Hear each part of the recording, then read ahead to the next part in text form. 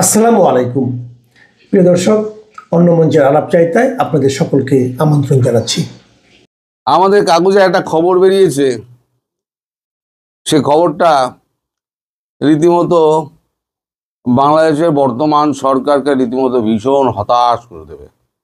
হতাশ এই কারণে করবে, এত তড়ি ঘড়ি করে এত তাড়াতাড়ি করে সমস্ত হাসিনার বিচার ফিচার কমপ্লিট করে তাকে ঝোলানোর সমস্ত ব্যবস্থা যখন করা হলো, তখন দেখা গেল যার কাছে শেখ হাসিনা রয়েছেন সে একদম বেঁকে বসে আছে। ভারতবর্ষ তো শেখ হাসিনাকে দেবে না।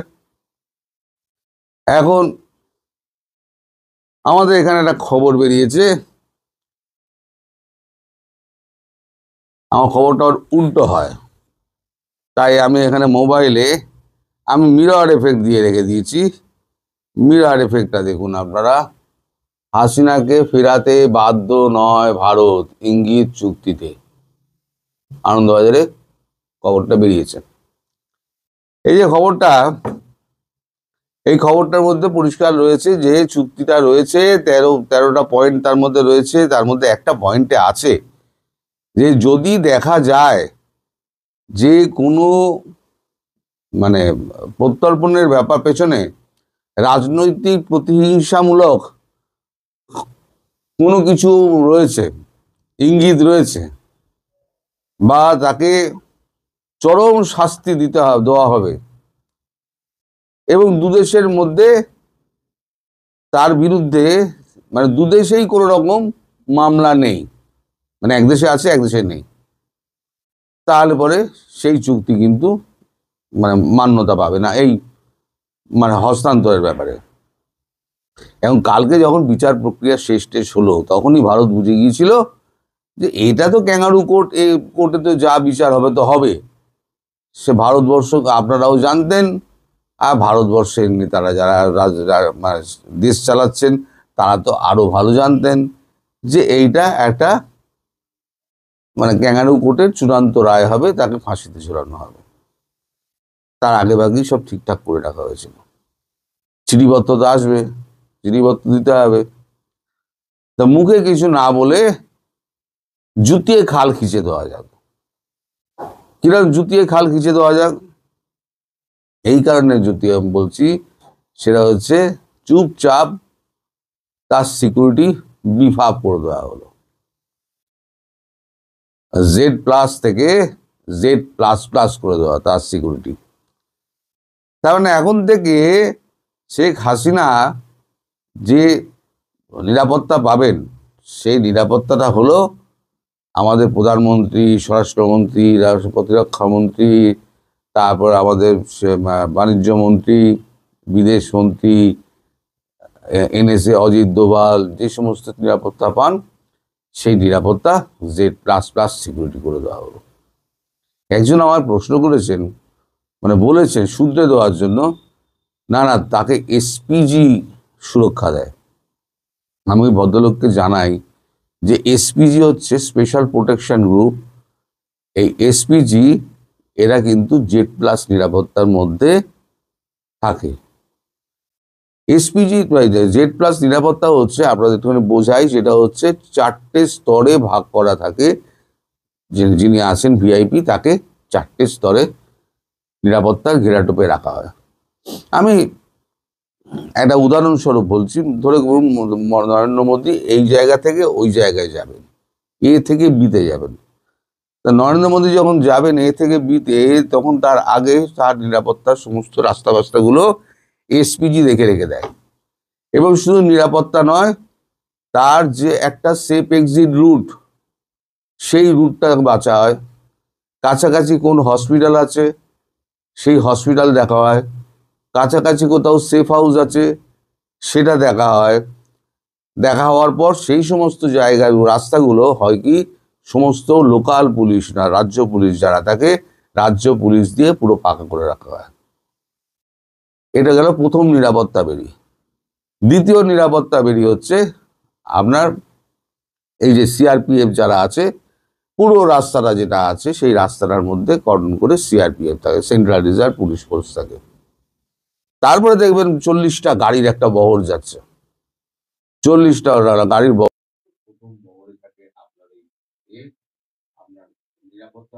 থাকে যারা থাকে, তারপরে থাকে এসপিজি। ওই গাড়ির দেখবেন পেছনে, যেটা ভিআইপি গাড়ির পেছনে দেখবেন একটা জ্যামার গাড়ি থাকে। জ্যামার গাড়ির পেছনে দেখবেন দুটো গাড়ি এরম ভাবে রয়েছে, এইখানে জ্যামার গাড়ি, এই দেখুন দুটো গাড়ি এই একসঙ্গে যাচ্ছে। তাহলে ওরা হচ্ছে গিয়ে আপনার মানে এ তো এরপরে যারা প্রধানমন্ত্রীর গাড়ি থেকে নামেন এবং গাড়ির আগে পিছে থাকে দুটো গাড়ি, সেখানে দেখবেন কালো পোশাক পরা, হাতে একটা ব্যাগ নিয়ে তারা থাকে। তারা হচ্ছে গিয়ে স্পেশাল প্রোটেকশন গ্রুপ। এই স্পেশাল প্রোটেকশন গ্রুপ যারা থাকে কালো পোশাকে, কালো চশমা পরে, তাদের কাজ হচ্ছে গিয়ে শুধু অ্যাসেটকে রক্ষা করা। যে ভিআইপি আছে তার কাছে অ্যাসেট, সেই অ্যাসেটকে রক্ষা করা তার কাজ। সে অ্যাসেটকে নিয়ে কোনো রকমে কাছাকাছি কোনো একটা হসপিটাল বা সেফ হাউসে চলে যাবে। এবার প্যারা এসএফ যারা রয়েছে তারা গোলাগুলি চালাবে, তারা এই সমস্ত কর্ম করবে, এবং সিআরপিএফ যারা রয়েছে এবং লোকাল পুলিশ সমস্ত রাস্তাগুলো বন্ধ করে দেবে। এই হচ্ছে গিয়ে Z++ সিকিউরিটি। যিনি ভদ্রলোক লিখেছেন যে এসপিজির আন্ডারে আছেন, এসপিজি হচ্ছে স্পেশাল প্রোটেকশন গ্রুপ, তার হচ্ছে উত্তরটা আমি দিয়ে দিচ্ছি, তার হচ্ছে কাজ হচ্ছে অ্যাসেটকে রক্ষা করা। সে অ্যাসেট যে অবস্থায় থাকুক তাকে সেখান থেকে নিয়ে গিয়ে এলাকা ছেড়ে দাও, আগে হয় সেফ হাউসে নিয়ে যাও, আঘাত লাগলে তাকে হসপিটালে নিয়ে যাও, আর নইলে তোমার বাইপাস যে রাস্তা আছে, অল্টারনেটিভ রাস্তা আছে, সেই রাস্তা দিয়ে বের করে নিয়ে বেরিয়ে চলে যাও। আচ্ছা, এই হয়ে গেল, তো তার উত্তরের ব্যাপার হয়ে গেল। এই নিরাপত্তাটা এখন থেকে শেখ হাসিনা পাবেন, যদিও তিনি কোথাও এখন যান না, কিন্তু আমাদের যে প্রোটোকল আছে সেই প্রোটোকল অনুযায়ী তার কাছে কিন্তু 4.5 কোটি টাকা দামের বুলেট প্রুফ গাড়ি একটা পৌঁছে গিয়েছে। এটা প্রোটোকলের মধ্যে আছে। তার জন্য ড্রাইভার, হ্যান ত্যান যে সমস্ত লোকজন থাকে, তার মেকানিক ফেকানিক যা যা থাকে সব কিছু তার কাছে, দামি কার সহ তার কাছে পৌঁছে গেছে। মানে 4.5 কোটি মানে 9 কোটি টাকার গাড়ি তার কাছে পৌঁছে গিয়েছে। এটা প্রোটোকলের মধ্যে থাকে, সুতরাং প্রোটোকল অনুযায়ী তার কাছে পৌঁছে গেছে। সেই যে মানুষটাকে এইভাবে রেখে দিয়েছে, আগে কি ছিল, আগে চারধারে একটা দেয়াল তোলা ছিল, এখন সেখানে 4টে পাহাড় লাগিয়ে দেওয়া হয়েছে। এখন নিয়ে যা, কার কোনো দম থাকলে নিয়ে যা। আর চিঠি পাঠাবি? আচ্ছা, চিঠির এবারে আপনাদের ব্যাপারটা দেখাই। চিঠি, এই চিঠি কিরাম পাঠিয়েছে আমি আপনাদেরকে আগে দেখাচ্ছি।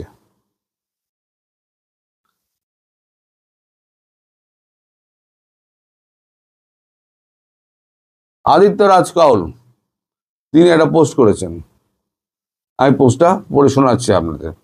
Bangladesh interim government asked Indian government to hand over former Prime Minister Sheikh Hasina to Dhaka as part of extradition treaty between India and Bangladesh. Hasina was earlier today given death sentence by ICT Tribunal Dhaka. Hasina was sought refugee in India. আচ্ছা, এবার চিঠিটি কি পাঠিয়েছে? এই চিঠিটি পাঠিয়েছে হচ্ছে এইটা, আপনারা দেখতে পাচ্ছেন কিনা জানি না। চিঠিটা হচ্ছে এইটা, হচ্ছে চিঠি।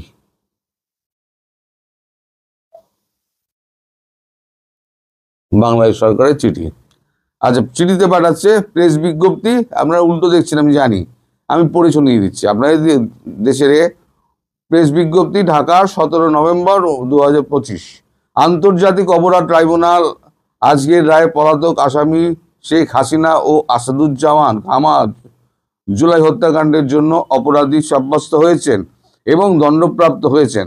মানবতা বিরোধী অপরাধ দণ্ডপ্রাপ্ত এই ব্যক্তি দ্বিতীয় কোনো দেশে আশ্রয় দিলে তা হবে অত্যন্ত অবন্ধুসুলভ আচরণ এবং ন্যায় বিচারের প্রতি জানাই তারা যেন অনতিবিলম্বে দণ্ডপ্রাপ্ত এই দুই আসামিকে বাংলাদেশ কর্তৃপক্ষের কাছে হস্তান্তর করেন। দুই দেশের মধ্যে বিরাজমান প্রত্যর্পণ চুক্তি অনুসারে এটি ভারতের জন্য অবশ্য পালনীয় দায়িত্বও বটে। এইখানে আপনারা কোনো রকম ওপরে কারো নাম, নিচে কারো সই, কারোর নাম কিচ্ছু দেখতে পাবেন না। এবার আপনারা বলুন এই চিঠির কি দাম আছে? প্রথম কথা হচ্ছে, এই চিঠি তো ভারতের কাছে হচ্ছে টয়লেট পেপার। ওই টয়লেট পেপার থাকে না, মুছে ফেলে দেয়। গতবারও চিঠি দিয়েছিল, প্রাপ্তি স্বীকার করেছিল, উত্তরও দেয়নি। এবার হয়তো প্রাপ্তি স্বীকার করবে না, মনে হয় প্রাপ্তি স্বীকার করবে না। এই বাংলাদেশে দু কোটির দাম দেয় না ভারতবর্ষ, 2 পয়সার দাম দেয় না। আজকে ঠেঙালে কাল কোথায় যাবে তার কোনো ঠিক নেই। 2 পয়সার দাম দেয় না। তারা ভারতবর্ষকে মাপতে চায়। ভারতবর্ষ যাকে আশ্রয় দিয়েছে না, তাকে চীনও নিয়ে যেতে পারেনি। দলাই লামাকে এত বছর হয়ে গেছে, চীনের মতো শক্তিশালী রাষ্ট্র, তারাও কিন্তু দলাই লামাকে এখনো পর্যন্ত হাতে পায়নি। সেই এক্সট্রাডিশন চেয়ে বসে আছে, এখন আশা ছেড়ে দিয়েছে। তবে আপনাদের আশা পূর্ণ হবে। এই যে আপনাদের এই যে মহানুমতি সমস্ত লোকজন রয়েছে না, আপনার উপদেষ্টা মণ্ডলী, তার মধ্যে বেশ কিছু ভাগার জন্য তৈরি হয়ে আছেন। আমি খবরটা নিচ্ছি, খুব শিগগিরই আপনাদের খবরটা আমি দেব। কোন কোন উপদেষ্টা মণ্ডলী এখানে ভাগার জন্য একেবারে লাইন দিয়ে পড়ে রয়েছেন, তাদের উপদেষ্টা মণ্ডলীদের তালিকা আমি দিয়ে দেবো আপনাদের কাছে। তো এরা সরকার চালাবে। মোহাম্মদ ইউনূস তিনি কোথাও যেতে পারবেন না, তিনি এখানেই থাকবেন। আর আপনাকে কোনো দেশ এইভাবে সুরক্ষা দেবে না। আর আসল মুদ্রা কথা কি হলো জানেন ডক্টর ইউনূস? আপনারা না শেখ হাসিনাকে আরো প্রাসঙ্গিক করে দিলেন, আওয়ামী লীগকে আরো প্রাসঙ্গিক করে দিলেন। আওয়ামী লীগ যতটা না বাইরে আছে, আপনাদের থেকে আপনাদের অন্তরে বেশি আতঙ্ক হয়ে গেছে। আওয়ামী লীগের আতঙ্ক, রাতে আপনারা ঘুমোতে পারেন না। আপনারা ভাবেন এই বোধহয় আওয়ামী লীগ আপনাদের তাড়া করে বেড়াচ্ছে, ঘুম ভেঙে যায় আপনাদের। আওয়ামী লীগ আসছে, আপনাদের আওয়ামী লীগের ভূতে তাড়া করেছে। আর এখন তো ভূতে তাড়া করছে, এরপর আওয়ামী লীগের কর্মীরা আপনাদের তাড়া করবে। আওয়ামী লীগকে বাঁচাতে গেলে আওয়ামী লীগের কোনো নেতার দরকার নেই।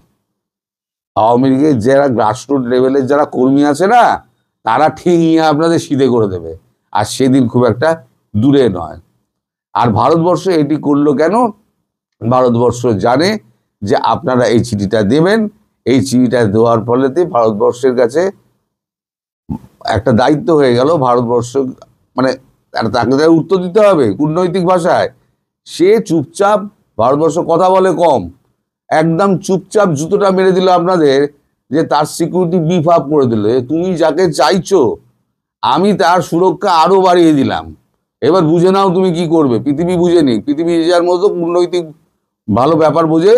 ভারতের কূটনীতি হচ্ছে এরকম, মুখে কিছু বলবে না, কাজে করে দেখিয়ে দেবে। সুতরাং আপনার 2 পয়সার দাম আর ভারতবর্ষের কত পয়সার দাম পৃথিবী বুঝে নেবে খুনি। আপনারা মানে মানে বিদায় হন এবং বাংলাদেশের সাধারণ জনতাকে আপনারা শান্তিতে বাঁচতে দিন। আর না হলে পরে ধোলাই খেয়ে আপনাদেরকে বিদায় নিতে হবে। সোমবার মানবতা বিরোধী অপরাধে মৃত্যুদণ্ড দেওয়া হয়েছে বাংলাদেশের সাবেক প্রধানমন্ত্রী শেখ হাসিনা এবং স্বরাষ্ট্রমন্ত্রী আসাদুজ্জামান খান কামালকে। রাজ সাক্ষী হিসেবে সাক্ষ্য দিয়ে গুরুদণ্ড থেকে পার পেয়েছেন সাবেক আইজিপি চৌধুরী আব্দুল্লাল মামুন, পেয়েছেন 5 বছরের কারাদণ্ড। স্বাভাবিকভাবেই এই রায়কে ঐতিহাসিক বলে দাবি করছে দেশের অন্তর্বর্তী সরকার ও সরকার সমর্থকেরা। অন্যদিকে শেখ হাসিনা ও তার দল আওয়ামী লীগ বলছে এই রায় আগে থেকেই ঠিক করা। তাদের অভিযোগ এই রায় একটি নিয়ন্ত্রিত প্রহসন। তবে অন্তর্বর্তী সরকারের কোনো সমর্থক বলে পরিচিত এমন অনেকে মনে করছেন অভিযুক্তের অনুপস্থিতিতে বিচার ও মৃত্যুদণ্ডের মতো কঠিন শাস্তি এই বিচারের জন্য এমন কিছু কৌশলগত ভুল যা আন্তর্জাতিক অপরাধ ট্রাইব্যুনালের ন্যায্যতা এবং গ্রহণযোগ্যতা নিয়ে অনেক প্রশ্ন তুলবে। তাদের আশঙ্কা মৃত্যুদণ্ড বা যাবজ্জীবন কারাদণ্ড যাই হোক না কেন, শেখ হাসিনা সম্ভবত কখনোই এই শাস্তির মুখোমুখি হবেন না। সাবেক প্রধানমন্ত্রীকে ফেরত দিতে সরকার ভারতকে 2 প্রক্রিয়ায় চিঠি দেবে বলে জানিয়েছে বাংলাদেশের পররাষ্ট্র উপদেষ্টা। কিন্তু দেশটির শীতল প্রতিক্রিয়া আর আইনি মারপ্যাচ তুলে ধরে আন্তর্জাতিক সংবাদ মাধ্যমগুলো ইঙ্গিত দিচ্ছে দিল্লি এখনো বহু দূর। সরকার ও সরকার সমর্থকরা প্রত্যাশিত রায় পেয়ে আত্মতৃপ্তির ঠেকুর তুলে পোস্ট দিয়েছে। তবে সরকারের সূত্রগুলো বলছে কয়েকদিন ধরে বাংলাদেশের রাজনীতিতে যে উত্তপ্ত পরিবেশ দেখা যাচ্ছে, এ রায়ের পর সেটির বারুদ আরো জোরালো হতে পারে এমন আশঙ্কার কথা গোয়েন্দারা সরকারকে জানিয়েছে। বিস্তারিত জানতে চলুন যাওয়া যাক বিশ্লেষণে।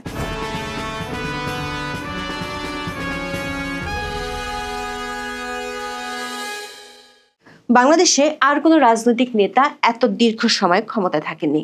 বাংলাদেশে আর কোনো রাষ্ট্র বা সরকার প্রধানের মাথার উপর ঝোলেনি মৃত্যুদণ্ডের খাড়া। বাবার উত্তরাধিকারী হিসেবে শেখ হাসিনা উঠে এসেছিলেন শীর্ষ রাজনৈতিক দলের শীর্ষ পদে। স্বৈরাচার বিরোধী আন্দোলনের জনপ্রিয়তাকে সঙ্গী করে একসময় পৌঁছান ক্ষমতার চূড়ায়। টানা 15.5 বছর দেশ শাসনের পর 24শে জুলাই আন্দোলনে ক্ষমতা হারিয়ে তিনি চলে যান ভারতে। তারপর থেকে বাংলাদেশে এখন পর্যন্ত শেখ হাসিনার বিরুদ্ধে 586টি মামলা হয়েছে। সোমবার শেখ হাসিনার বিরুদ্ধে একটি মামলার রায় ঘোষণা করেছে বাংলাদেশের আন্তর্জাতিক অপরাধ ট্রাইব্যুনাল। জুলাই আন্দোলনের সময় মানবতা বিরোধী অপরাধের মামলায় 3টি অভিযোগে শেখ হাসিনাকে দোষী সাব্যস্ত করে 17 নভেম্বর রায় ঘোষণা করা হয়। সাবেক স্বরাষ্ট্রমন্ত্রী আসাদুজ্জামান খান কামালও পেয়েছেন একই দণ্ড। আর রাজসাক্ষী হওয়ায় সাবেক আইজিপি চৌধুরী আব্দুল্লাহ মামুনকে 5 বছরের সাজা দেওয়া হয়। 3 জনের মধ্যে কেবল আব্দুল্লাহ মামুন আছেন কারাগারে। সাবেক প্রধানমন্ত্রী শেখ হাসিনা এবং সাবেক স্বরাষ্ট্রমন্ত্রী আসাদুজ্জামান খান কামাল আছেন ভারতে। পলাতক থাকায় তারা রায়ের বিরুদ্ধে আপিলের সুযোগ পাচ্ছেন না বলে জানিয়েছে ট্রাইব্যুনালের আইনজীবী। মামলায় শেখ হাসিনা সহ 3 আসামির বিরুদ্ধে মোট 5টি অভিযোগ আনা হয়। সেগুলো হলো উস্কানিমূলক বক্তব্য দেয়া, প্রাণঘাতী অস্ত্র ব্যবহার করে আন্দোলনকারীদের নির্মূলের নির্দেশ, রংপুরে আবু সাইদকে গুলি করে হত্যা, ঢাকার চানখারপুলে আন্দোলনরত 6 জনকে গুলি করে হত্যা এবং আশুলিয়া 6 জনকে পুড়িয়ে হত্যা করা। বিচারপতি গোলাম মর্তুজা মজুমদার সহ 3 সদস্যের আন্তর্জাতিক অপরাধ ট্রাইব্যুনাল 1 সব অভিযোগের প্রমাণ পাওয়ার কথা জানায়। রায় ঘোষণার পর সরকার ও সরকার সমর্থকরা বেশ সন্তুষ্টির কথা জানিয়েছে। Crimes against humanity Bangladesh ousted PM Sheikh Hasina sentence to death হি টেকঅ্যাওয়েজ ফ্রম ভার্ডিক্ট শিরোনামের প্রতিবেদনে শেখ হাসিনা একটি বিবৃতি প্রকাশ করেছে টাইমস অফ ইন্ডিয়া। রিপোর্টটিতে শেখ হাসিনার উদ্ধৃতিতে লেখা হয়েছে একটি সাজানো ট্রাইব্যুনাল তার বিরুদ্ধে রায় দিয়েছে, যা প্রতিষ্ঠা ও পরিচালনা করছে অনির্বাচিত ও গণতান্ত্রিক ম্যান্ডেটহীন সরকার। দর্শক, শেখ হাসিনার বিরুদ্ধে রায় ঘোষণার পর আদালত কক্ষে দেখা যায় নজিরবিহীন দৃশ্য। প্রথম আলোর প্রতিবেদনে বলা হয়, বিচারক মৃত্যুদণ্ডের রায় ঘোষণা করতেই এজলাসে উপস্থিত অনেকেই হাততালি দিয়ে উচ্ছ্বাস প্রকাশ করেন। তড়িঘড়ি করে ডায়াসে ছুটে আসেন অ্যাটর্নি জেনারেল মোহাম্মদ আসাদুজ্জামান। সবাইকে ট্রাইব্যুনালের সুষ্ঠু পরিবেশ বজায় রাখার অনুরোধ করেন। এমন দৃশ্যে পরিষ্কার হয়েছে আদালত কক্ষে বিবাদী পক্ষের কোনো উপস্থিতি ছিল না। দেশ বিদেশের বহু মিডিয়ায় সরাসরি সম্প্রচারের সময় এমন ঘটনা বিতর্কের জন্ম দিয়েছে। অনেক পর্যবেক্ষকদের আশঙ্কা, এমন দৃশ্য একতরফা বিচারের অভিযোগকে শক্তিশালী করতে পারে। শুরু থেকে আইসিটিতে বিচারের প্রক্রিয়া নিয়ে গুরুতর কিছু প্রশ্ন উঠেছে। আইনের সংশোধন যে প্রক্রিয়া হয়েছে তা নিয়ে রয়েছে বিতর্ক। আবার এই আদালত এ ধরনের মামলার বিচার করার সাংবিধানিক বৈধতা রাখে কিনা তা নিয়েও রয়েছে তর্ক। 71-এর যুদ্ধাপরাধের অভিযোগের বিচারের জন্য 1973 সালে প্রণীত হয় আন্তর্জাতিক অপরাধ ট্রাইব্যুনাল আইন। এই আইনে কেবল 1971 সালের 25শে মার্চ থেকে 16ই ডিসেম্বর পর্যন্ত সংগঠিত যুদ্ধাপরাধ ও মানবতা বিরোধী অপরাধের বিচারের বিষয়টি ছিল সুস্পষ্ট। আইনটির উদ্দেশ্য এবং কার্যক্ষেত্র 2 জায়গাতেই স্পষ্টভাবে বিষয়টির উল্লেখ রয়েছে। ফলে 2024 সালের ঘটনা এ আইনে বিচার করা সম্ভব নয় বলে অনেকেই মত দিয়েছিলেন। এমনকি সরকারের পরামর্শক ব্রিটিশ আইনজীবী টবি ক্যাডম্যানও এই আদালতের নাম পরিবর্তনের সুপারিশ করেছিলেন। তবে জুলাই আন্দোলনের সময়কার ঘটনায় বিচারের জন্য অধ্যাদেশের মাধ্যমে আইনে কয়েক দফা সংশোধনী আনা হয়। সংসদ না থাকার সময় রাষ্ট্রপতির এভাবে অধ্যাদেশ জারির এখতিয়ার বর্তমান সংবিধানে নেই। ফলে ভবিষ্যতে বড় ধরনের আইনি প্রশ্ন উঠতে পারে এই বিচারকে কেন্দ্র করে, এমন আশঙ্কার কথা এরই মধ্যে আইনজীবীরা বলেছেন। আবার সংসদ বিদ্যমান থাকার সময়ও রাষ্ট্রপতির অধ্যাদেশের ক্ষেত্রে কিছু সীমাবদ্ধতা আছে। সংবিধানের 93 অনুচ্ছেদে অধ্যাদেশ জারির ক্ষমতা দেওয়া হলেও সেখানে বলা আছে অধ্যাদেশ আইনসভার ক্ষমতার সমপর্যায়ের, তবে সংবিধানের সঙ্গে সাংঘর্ষিক হতে পারবে না। অর্থাৎ সংসদ যেটা করতে পারে না, রাষ্ট্রপতি অধ্যাদেশ দিয়েও সেটা করতে পারেন না। আইসিটি আইন পরিবর্তন করে 2024 সালের ঘটনার বিচার করা বিধান যুক্ত করার ক্ষমতা সংশোধনের, কারণ এটি কেবল 1971 সালের যুদ্ধাপরাধের বিচার করতেই প্রণীত। আর সে কারণে রাষ্ট্রপতি অধ্যাদেশ দিয়েও আইনটি পরিবর্তন করতে পারেন কি না তা নিয়ে বিতর্ক রয়েছে। এই রিপোর্ট করার সময় amnesty international south Asia Sheikh হাসিনার মামলার রায় নিয়ে একটি বিবৃতি দিয়েছে। ওই বিবৃতিতে বলা হয়েছে, শেখ হাসিনার মামলার বিচার প্রক্রিয়া এবং মৃত্যুদণ্ড কোনোটি স্বচ্ছ ও ন্যায়সঙ্গত হয়নি। সরকার সমর্থক ব্রিটিশ সাংবাদিক ডেভিড বার্গম্যান, যিনি দীর্ঘদিন ধরে আইসিটি পর্যবেক্ষণ করেন, তিনি এর আগে আন্তর্জাতিক অপরাধ ট্রাইব্যুনালে বিচারক নিয়োগ নিয়েও প্রশ্ন তুলেছিলেন। হাইকোর্টের সমমর্যাদার এই আদালতে যারা নিয়োগ পেয়েছেন তাদের বেশিরভাগেরই হাইকোর্টে বিচার করার ন্যূনতম অভিজ্ঞতাই নেই। আবার নিয়োগ পাওয়ার আগে স্থায়ী হতে অন্তত 10টি মামলার বিচার করার অভিজ্ঞতা থাকতে হয়, সেটিও নেই। এসব কারণে এত গুরুত্বপূর্ণ মামলায় কেন সদ্য নিয়োগ পাওয়া বিচারক নিয়োগ পেলেন তা নিয়ে প্রশ্ন তুলেছেন অনেকে। রায় হওয়ার পরও একটি পোস্ট দিয়েছেন সাংবাদিক ডেভিড বার্গম্যান। তিনি অ্যামনেস্টি ইন্টারন্যাশনাল সাবেক কর্মকর্তা তাকবির হুদার একটি পোস্ট শেয়ার করে লিখেছেন, অভিযুক্তদের অনুপস্থিতিতে বিচার ও মৃত্যুদণ্ডের মতো কঠিন শাস্তি শেখ হাসিনার বিচারের রায়কে কার্যকর করা প্রায় অসম্ভব করে তুলল। এ বিচারের প্রক্রিয়া নিয়ে আন্তর্জাতিক মহলে অনেক প্রশ্ন ওঠার ইঙ্গিত দেন। দর্শক, অনেকেই শেখ হাসিনার বিচারের রায়কে বলছেন প্রতীকী। অ্যামনেস্টি ইন্টারন্যাশনালের সাবেক কর্মকর্তা তাকবির হুদা অন্তর্বর্তী সরকার সমর্থকদের উদ্দেশ্য করে লিখেছেন, লক্ষ্য যদি শুধু শেখ হাসিনাকে ফিরে আসতে বাধা দেওয়া এবং প্রতীকী মৃত্যুদণ্ড জারি করা হয়, তা বাস্তবায়ন করা প্রায় অসম্ভব, তাহলে এই রায় সফল হবে। তিনি লিখেছেন, যে পদ্ধতিতে বিচার করা হয়েছে এবং মৃত্যুদণ্ড দেওয়া হয়েছে সে বিষয়টিকে শেখ হাসিনা ও তার দলের পক্ষ থেকে আন্তর্জাতিক রাজনৈতিক শো ট্রায়াল হিসেবে উপস্থাপন করা সহজ হয়ে যাবে। দর্শক, এরই মধ্যে আন্তর্জাতিক গণমাধ্যমগুলো মৃত্যুদণ্ড দেওয়ার বিষয়টি বেশ গুরুত্ব দিয়ে প্রকাশ করেছে। মার্কিন গণমাধ্যম নিউ ইয়র্ক টাইমস রায় ঘোষণা নিয়ে শিরোনাম করেছে, Bangladesh court sentences former leader Sheikh Hasina to death. এর মধ্যে বিবিসি ও আল জাজিরা রায় পরবর্তী সময় ভারতের অবস্থান সম্পর্কিত বিশ্লেষণও প্রকাশ করেছে। এসব বিশ্লেষণে বলা হয়েছে, ভারত থেকে ফিরিয়ে এনে দণ্ড কার্যকর করার কোনো সুযোগ আপাতত দেখা যাচ্ছে না। এর আগে সরকারের বিভিন্ন পক্ষ থেকে ইন্টারপোলের মাধ্যমে শেখ হাসিনাকে ফিরিয়ে আনার গাল গল্প ছড়ানো হয়েছিল। তবে আমরা এর আগে দেখিয়েছিলাম, ইন্টারপোলের মাধ্যমে কোনো রাজনৈতিক ব্যক্তিত্বকে ফিরানো সম্ভব নয়। বাংলাদেশের পররাষ্ট্র উপদেষ্টা মোহাম্মদ তৌহিদ হোসেন সাংবাদিকদের বলেছেন, শেখ হাসিনা এবং আসাদুজ্জামান খান কামালকে ফেরত পাঠাতে ভারত সরকারের কাছে 2 প্রক্রিয়ায় চিঠি পাঠানো হবে। এদিকে এই রায় ঘোষণার প্রায় ঘণ্টা 3 পর ভারত এক সংক্ষিপ্ত প্রতিক্রিয়া জানিয়েছে, এই রায় তাদের নজরে এসেছে। বিবিসি বাংলার খবরে বলা হয়েছে, পররাষ্ট্র মন্ত্রণালয়ের বিবৃতিতে আন্তর্জাতিক অপরাধ ট্রাইব্যুনালকে উদ্ধৃতি চিহ্নের মধ্যে লেখা হয়েছে, যা ইঙ্গিত দিচ্ছে ভারত এই নামকরণের সঙ্গে একমত নাও হতে পারে। ঘনিষ্ঠ প্রতিবেশী হিসেবে ভারত যে বাংলাদেশের মানুষের স্বার্থে অঙ্গীকারাবদ্ধ থাকবে, বিবৃতিতে মনে করিয়ে দেওয়া হয়েছে সে কথাও। ভারতের শীর্ষস্থানীয় কর্মকর্তারা বিবিসিকে আভাস দিয়েছেন, এই রায়ের ফলে শেখ হাসিনাকে নিয়ে দিল্লির অবস্থান আদৌ বদলাচ্ছে না এবং তাকে বাংলাদেশের হাতে তুলে দেওয়ারও কোনো প্রশ্নই উঠছে না। দর্শক, গত বছরের 5ই আগস্ট থেকে শেখ হাসিনা ভারতে আছেন। প্রত্যর্পণ চুক্তি অনুযায়ী শেখ হাসিনাকে ফেরত চেয়ে বাংলাদেশের পক্ষ থেকে ভারতকে একটি কূটনৈতিক পত্র বা নোট ভার্বাল পাঠানো হয়েছিল গত বছরের ডিসেম্বরে। তার মাত্র 2 দিনের মধ্যে সেই নোট ভার্বালটি পাওয়ার কথা স্বীকার করেছিল ভারত।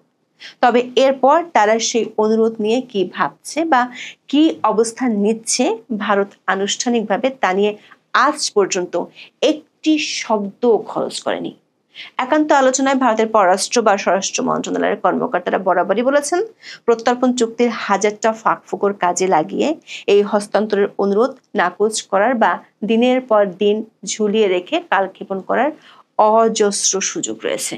প্রয়োজন হলে ভারত যে কোনো সময় সেই রাস্তাও নিতে পারে। অভিযোগগুলো রাজনৈতিক প্রতিহিংসার জন্য আনা হয়েছে। চুক্তির এই ধারাটি ব্যবহার করি তখন প্রত্যর্পণের অনুরোধ নাকচ করা যাবে বলে মনে করেন অনেক বিশেষজ্ঞ। এদিকে দিনভর সরকার আস্থাভাজন একটি গ্রুপ ধানমন্ডির 32 নম্বরের বাড়িটি আবারও ভাঙার জন্য জড়ো হয়েছিল। সেখানে পুলিশের উপর তারা আক্রমণও করেছিল। তবে সরকারি একটি সূত্র বলছে, যে 2টি এক্সকাভেটর আনা হয় সেগুলো সরকারি একটি সংস্থা থেকে আনা হয়েছে। দর্শক, বেসরকারিভাবে 6টি প্রতিষ্ঠান এ ধরনের এক্সকাভেটর ভাড়া দিয়ে থাকে, কিন্তু খোঁজ নিয়ে নিশ্চিত হয়ে গেছে সোমবার এই 6টি প্রতিষ্ঠান থেকে কোথাও কোনো এক্সকাভেটর ভাড়া দেওয়া হয়নি। ফলে প্রশ্ন উঠেছে, সরকার ঘনিষ্ঠ একটি গ্রুপ কি তাহলে বারবার 32 নম্বরের বাড়িটি ভাঙার উদ্যোগ নিচ্ছে? 32 নম্বরের সামনে পুলিশের উপর আক্রমণ চালালেও আইনশৃঙ্খলা বাহিনী তাদের গ্রেপ্তার না করায় সরকারের কর্মকাণ্ড আবারও বিতর্কের জন্ম দিয়েছে। একাধিক সূত্র বলছে, রায় পরবর্তী রাজনৈতিক পরিবেশ বেশ উত্তপ্ত হয়ে উঠতে পারে। এমন আশঙ্কার কথা সরকারকে এরই মধ্যে গোয়েন্দারা জানিয়েছে।